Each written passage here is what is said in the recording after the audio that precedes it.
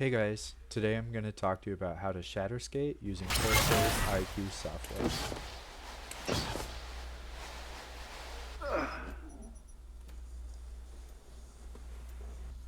In order for Shatterskating to work, there are a few loadout requirements.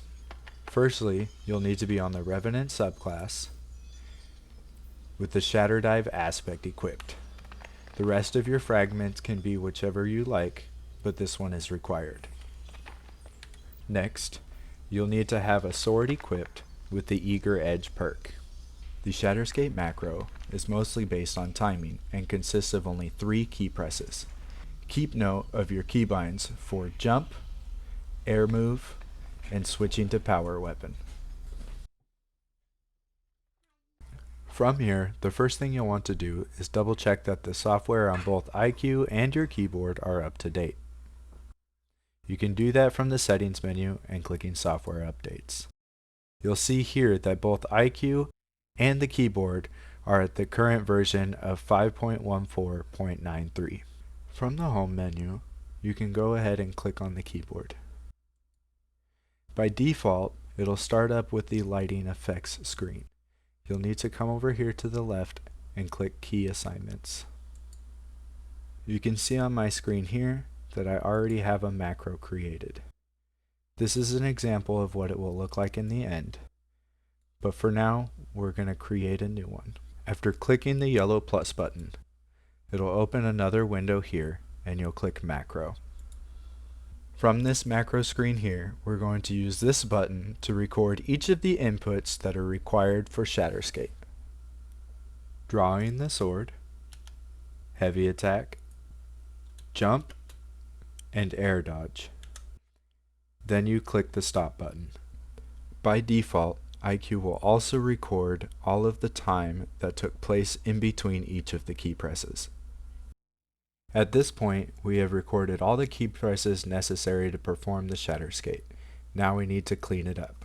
We're going to go to this ellipsis here, delete all delays. This will remove the timing that has been recorded in between each key press. At this point, we need to organize these commands so that everything occurs in the proper order. We can do this by deleting and adding events as necessary. Looking at the macro, you can see that there is a symbol on the end of each input. You'll see that it has been recorded when a key was pressed down and when it was released. They're indicated by the icons here. The first thing to note is that during the recording, it did save the left click we used to end the recording. The first thing we'll need to do is delete those. We'll click here, hit delete event for the click down, and then we'll do the same thing for the click release. We are going to utilize the 8 remaining inputs, but we do need to reorder them. Events 1 and 2 are the press and release of the draw heavy button. Events 3 and 4 are the click and release of the heavy attack button. Before the heavy attack, we need to insert a pause after the draw sword. To insert a timing function, we'll come over here, click that, and hit add new event.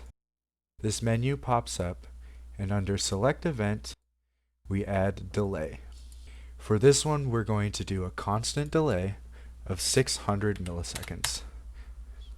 Click add. This will automatically add at the bottom, and we need to move it up. We will put this delay in spot number 3 of our macro. The 600 millisecond delay does come out a little bit long in the animation. I have found it to be the most consistent, but if you'd like, you can lower that down to about 500 or 450. Steps 4 and 5 for the press and release of the heavy attack button are fine where they are, but now is where it gets a little tricky.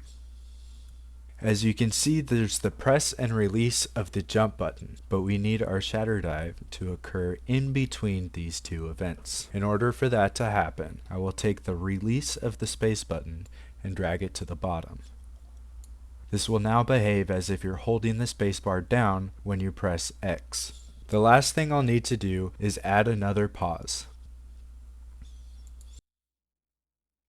We're going to add this delay event of only 50 milliseconds. We will then move that to occur after the initial space press, but before the dodge. You can now see that the spacebar is held down and the air dodge occurs before the space is released. This is the entirety of the macro. If I click here to expand, you can see all 10 steps in their correct order. Take note of the symbols, which indicate whether it is a press down or release of the key. The final piece of completing the macro is to assign a key to activate it. You'll do that by clicking the question mark here, and you can press any key on your keyboard to activate it.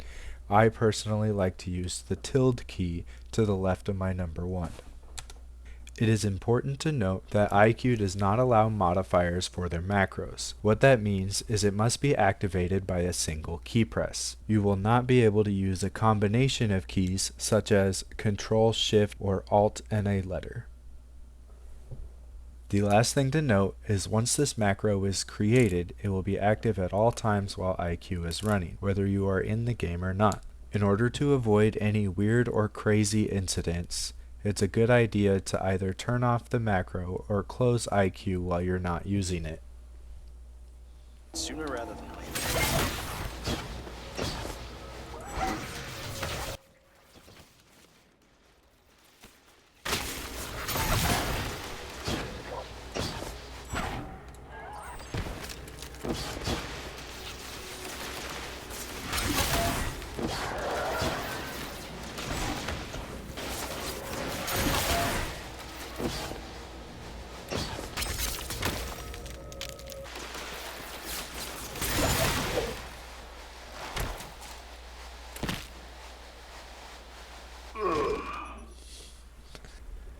There are 2 final things to note.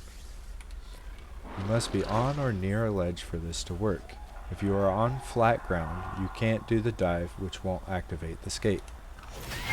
You will only do a sword swipe without the travel.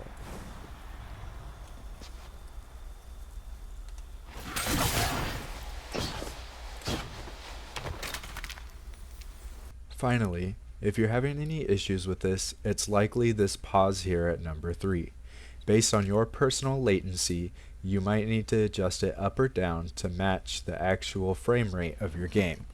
600 milliseconds is kind of high. Use that as a starting point and adjust yourself down. Personally, I'm at about 480 and it works great every time. And finally, thank you so much for watching. I really hope this helps.